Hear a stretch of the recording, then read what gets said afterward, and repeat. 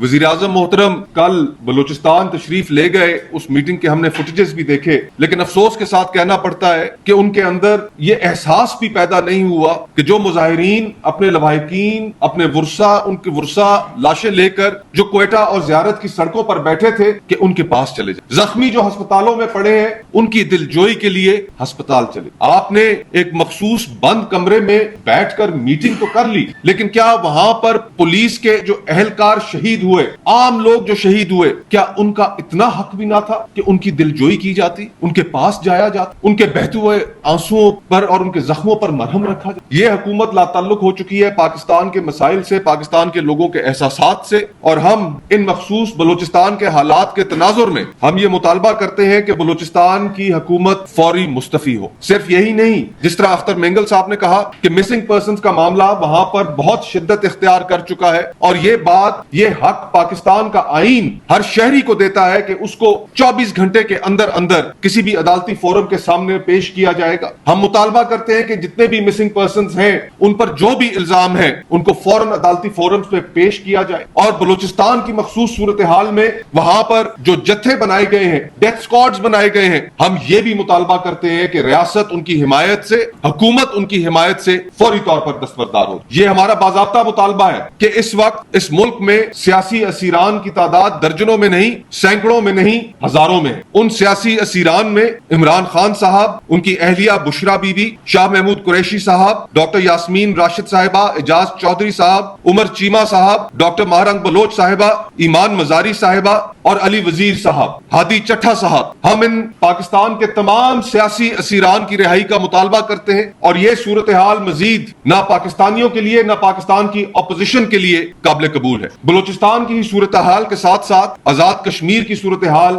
ہر پاکستانی کو پریشان کیے ہوئے. ہم تو حیران ہیں کہ اس ہارڈ سٹیٹ کو امپلیمنٹ کرنے کی خاطر آزاد کشمیر کی حساسیت کو بھی مد نظر نہیں رکھا گیا. ہارڈ سٹیٹ جس خطے میں ہم بستے ہیں وہاں پر اس کا قیام ممکن نہیں ہے. یہاں پر ایک آئین موجود ہے, اس آئین نے حدود و قیود طے کر کے رکھی ہیں, اسی کے اندر سب کو کام کرنا ہوگا. یہ ہماری رول بک ہے. اور آزاد کشمیر کے حالات کے تناظر میں تحریک تحفظ آئین پاکستان اور اس میں شامل جماعتیں آزاد کشمیر میں الیکشنز کے التوا کے مطالبے کی حمایت کرتی ہیں. جوائنٹ ایکشن کمیٹی کے ساتھ اظہار ہمدردی اور حکومت پر زور دیتے ہیں کہ وہاں پر معاملات گفت و شنید سے طے کیے جائیں. الیکشنز کروانے کی کنڈیوسو انوائرمنٹ اس وقت آزاد کشمیر میں موجود نہیں ہے, اور اگر حکومت بضد رہتی ہے الیکشن کروانے پر تو وہاں پر خون خرابے کا اور مزید بدامنی کا خدشہ ہے. ہم نے وہ ویڈیوز دیکھی ہیں کہ جس میں الیکشن کیمپین پر جانے والے امیدواروں کے ساتھ کیا رویہ پیش آ رہا ہے. ہم نہیں چاہتے کہ وہاں پر مزید حالات خراب ہوں. تحریک انصاف پہلے ہی ان الیکشنز کا بائیکاٹ کر چکی ہے. ہم ان الیکشنز کے التوا کے مطالبے کی حمایت کرتے. اس وقت ایز وی اسپیک بلوچستان میں بھی دھرنے جاری ہیں, سڑکوں پر لوگ بیٹھے ہوئے ہیں. آزاد کشمیر میں بھی دھرنا جاری ہے جس میں ہزاروں لوگ موجود ہیں. ہم نے کل رات اس پر بھی غور کیا کہ بلا شبہ کہ اس پارلیمنٹ کی غیر نمائندہ حیثیت پر ہمیں بہت اعتراضات ہیں. صرف ہمیں ہی نہیں, میجورٹی پاکستانیز اس پارلیمنٹ کو اپنی نمائندہ پارلیمنٹ نہیں سمجھتے. اس کے باوجود یہ جیسی بھی گھسی پٹی پارلیمنٹ ہے, یہ جیسی بھی لولی لنگڑی پارلیمنٹ, یہ جیسی بھی کینگرو پارلیمنٹ ہے کہ اس کا فوراً ایک جوائنٹ سیشن بلایا جائے. جوائنٹ سیشن بلا کر ان کیمرہ بریفنگ دی جائے کہ ملک کے حالات کس حد تک بگڑ چکے ہیں اور اس کے اندر ہم کس طریقے سے ایک قومی لائے عمل ان چیلنجز کو نمٹنے کے لیے اپنا سکتے ہیں. اور وہاں پر صرف ہم joint session for the sake of joint session, briefing for the sake of briefing نہیں چاہتے. ہم چاہتے ہیں کہ وہ فورم اس پر ان حضرات کو بھی ان سے پوچھا جائے, سیکیورٹی جن کے ذمے ہے, کہ ان چیزوں کو اب کریکٹ ہم نے کیسے کر. یہ کلیکٹیو ایفرٹ ہوگا, اور اگر اس کلیکٹیو ایفرٹ میں آپ اس گھسی پٹی پارلیمنٹ کو بھی اگر اس قابل نہیں سمجھتے تو پھر انفارچونیٹلی یہ معاملات پاکستان کی سڑکوں پر طے ہوں گے. یہ معاملات پہلے ہی 2 صوبوں میں آپ کے کنٹرول سے باہر جا چکے ہیں, اور پھر شاید آپ کے لیے مزید سنبھالنا اور حالات کو ان نہج سے واپس لے کر آنا ممکن نہ ہو. ان مطالبات کو حاصل کرنے کے لیے, ان کے حصول کے لیے بھی ایک طویل مشاورت ہوئی, اور اس میں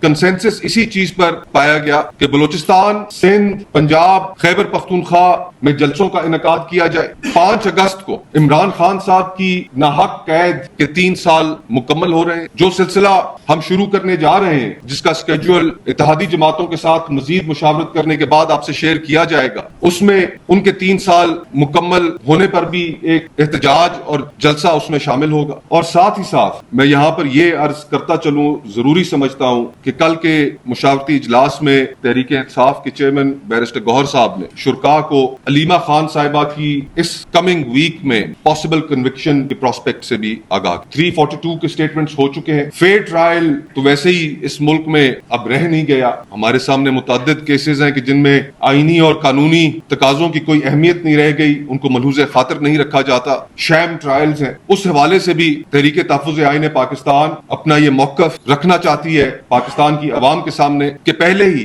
عمران خان صاحب, ان کی اہلیہ, ان کی جماعت کے ہزاروں کارکن اس وقت سختیاں برداشت کر رہے ہیں, سلاخوں کے پیچھے ہیں, اور ان حالات میں بھی اگر جبر نہیں رکتا اور مزید ان کی بہنوں تک بھی بڑھ جاتا ہے تو اس کے معاشرے پر اور ملک کی سیاست پر اچھے نتائج مرتب. آنے والے دنوں میں ہم آپ سے یہ اسکیڈول شیئر کریں گے, بہت جلد شیئر کریں گے. اور ان مین وائل ہم بلوچستان میں, کوئٹہ میں, زیارت میں جو لوگ اس وقت سڑکوں پر بیٹھے ہیں, اپنے ورثاء کی میتیں لے کر بیٹھے ہیں, آزاد کشمیر میں جو احباب سڑکوں پر بیٹھے ہیں, ان کے مطالبات کی مکمل حمایت. بہت